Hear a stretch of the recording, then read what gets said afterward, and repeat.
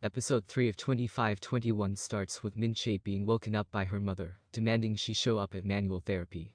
It's 11 a.m. and she still isn't out of bed. Eventually Min-chae does show up therapy, after some initial hostility between Hee-do and her mum. The subject of ballet is a point of contention here, and as they head out for some food, Hee-do admits she didn't quit fencing because it constantly made her heart flutter. As she smiles, we jump back to our 1998 timeline, with Yi-jin dropping off the newspaper at Hee-do's place, but with an attached note telling her the new code for the door.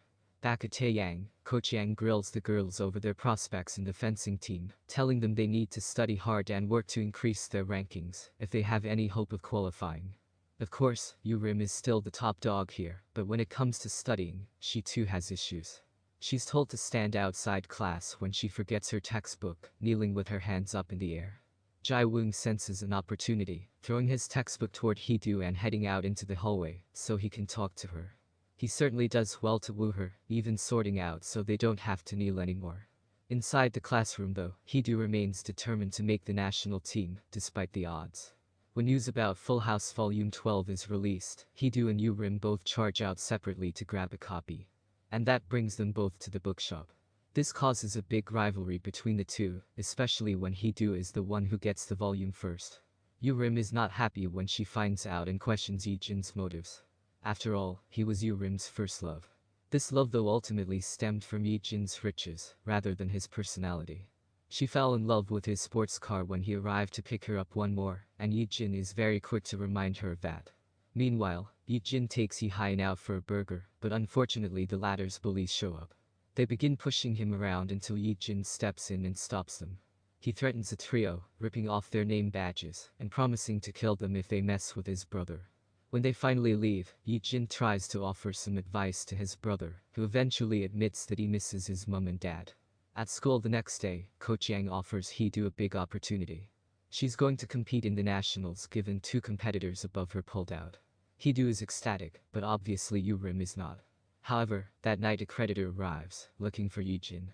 Hee-do notices him and hurries back to the bookstore, urging Yi-jin to hide round the corner, while she pretends to work there. However, back home Yi-jin shows up and notices a note in his letterbox. He reads it and races off, shocked. The creditor was actually Yi-jin's father, and as he hurries off to try and catch up with his dad, Hee-do realizes the mistake she's made and tries to help him find the guy. However, he's left on the bus already. Yi-jin manages to race after the bus and catch up, as the pair have an emotional reunion in the bus station. He's not sick, thankfully, and Yi-jin continues to keep working, promising his dad that he's going to make things right.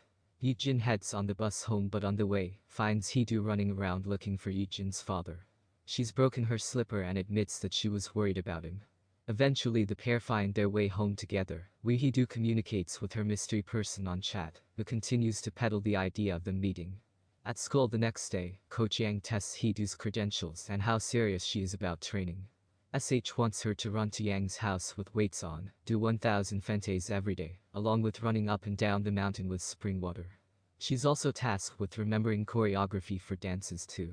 Hee-do even gets after-hour training, working on her lunges.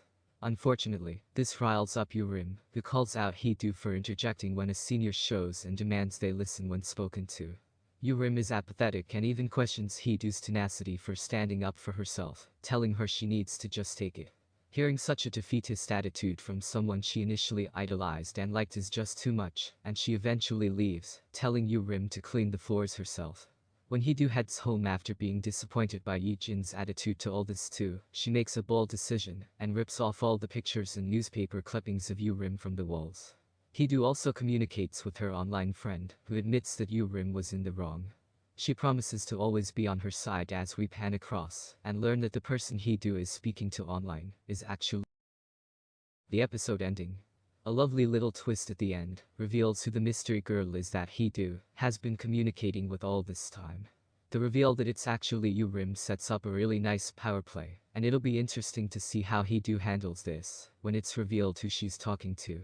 For now though, most of this chapter works on the growing rivalry between the two girls and their very different attitude toward training and work. Seeing spunky Hee-do refuse to be pushed around by seniors is a far cry from Rim's attitude. Despite winning a gold medal, it's clear she doesn't have quite the same hunger and fiery tenacity that Hee-do has. Hopefully though it's enough for her to find that motivation to press on and do better. Overall, 25-21 delivers another decent episode, leaving the door wide open for where the next chapter may go.